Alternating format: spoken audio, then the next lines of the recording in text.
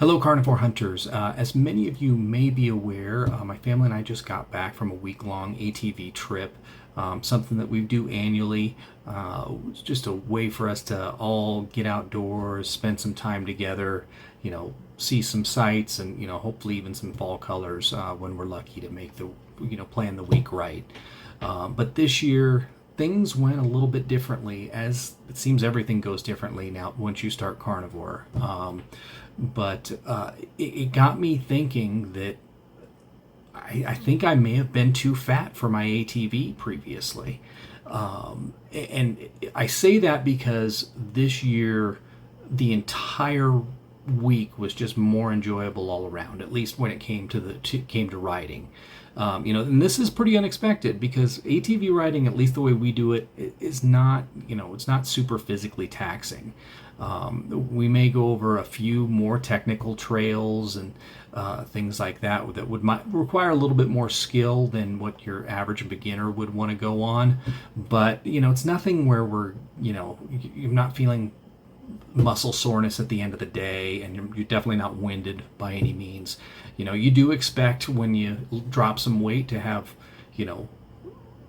physical activity become easier, but you don't expect riding on a machine to become easier. Now, again, you guys may or may not be aware if you've seen my video of loading up our ATV. We do have a two-seater. My wife typically sits in the back. And, we always do have a great time every year, but every single year I always get in a little bit of trouble. I'm either riding too fast over a rocky part, or I hit a big pothole on a dirt road too hard and, cause my wife and frankly sometimes me some pain. But this year that just didn't happen, and I think there was a couple of things going on here. The two-seater ATVs, they have handles in the back. And just on either side of the passenger's legs. And I think those handlebars would end up bruising my wife's legs usually over the course of the week, especially if we'd go on a trail where you have to get kind of a bit of a tilt, to make it up the hill or whatever. This year, though, I think between myself being thinner and my wife having, her thighs being thinner, her legs weren't hitting those handlebars anymore. So she came home. Actually, she did have one bruise, but we were on a pretty rough trail, a little bit rougher than we normally ride. But it used to be the sides of both of her legs would come home bruised, and that just didn't happen this year. The other thing is, between the two of us, we're down over 50 pounds. And previously, when going through a particularly rough area, we would use the full range of motion of that suspension. And by that, I mean, we were bottoming out the suspension sometimes. You usually, get and you want a nice smooth bounce, when you go over rough stuff on an ATV.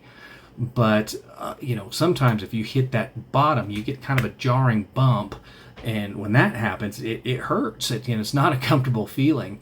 And when that would happen, my wife would usually have a few choice words for me and basically call my intelligence into question every time that it happened. So, and that wasn't happening this year either.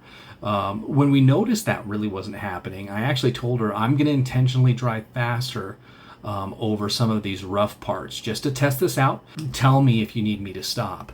And this ride, it made a world of difference. We were not hitting the bottom of the suspension, no pain, and even significantly less scraping of the skid plate, even when we were on rockier terrain. And we used to scrape a lot, believe me. I took my Polaris to the dealership for maintenance, just earlier, a few months back. And one of the notes when I got her back said, "The skid plate has seen better days." And our vehicle's only 3 years old. This is our third year on this trip. And basically they were telling me my skid plate needed to be replaced. But, that's what a skid plate's for, right? And when I made that decision to start the carnivore diet and lose the extra weight, I knew there would be a lot of benefits when it came to physical activity, but I'll have to admit I just never imagined that losing weight would make my ATV rides more enjoyable.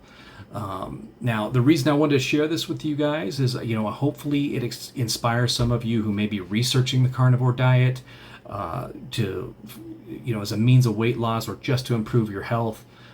Personally, although I am not a doctor, I can't recommend the carnivore diet enough. It really has changed my life for the better in the last 6 months, and I'm not done yet. I'm still not a thin man. So even if you decide not to do carnivore, I encourage you guys, do something. Get off the processed foods. Get healthier.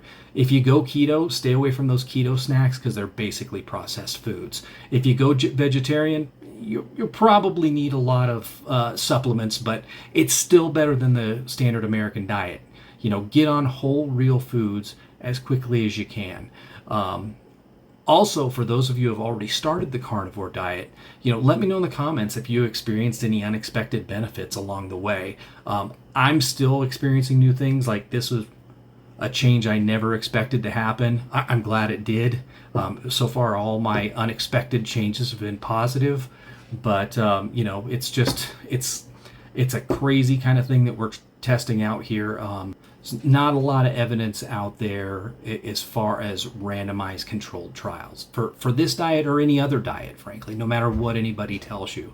So in a lot of things, we have to do a little bit of our own research and a little bit of our own experimentation. And for me, the carnivore diet seems to be working.